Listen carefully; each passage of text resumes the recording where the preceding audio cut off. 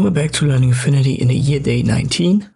Let's talk about the shear function. That's the last transform function that I haven't yet talked about. So we create a simple rectangle. You can right click on this box here and it's right there at the bottom right. The S indicates it. You can use the arrow keys.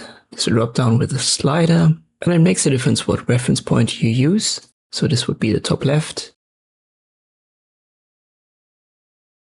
Here's top center.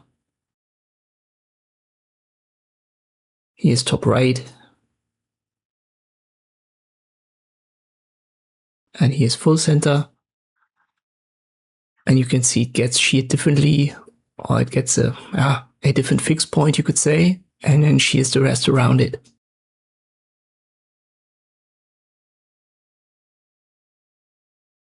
Negative values are to the left, positive to the right. And you can perform that shear operation on basically all elements in Affinity. So here would be an ellipse and even complex shapes. Let me, for example, use a double star, something like that. And this also works on text. I haven't yet talked about text, so I'm going to leave it out here. But when we get to creating text with Affinity, I'm going to mention that again. And this is the basic shear function in Affinity. I hope this video was helpful. Thank you for watching, and I'll see you next time.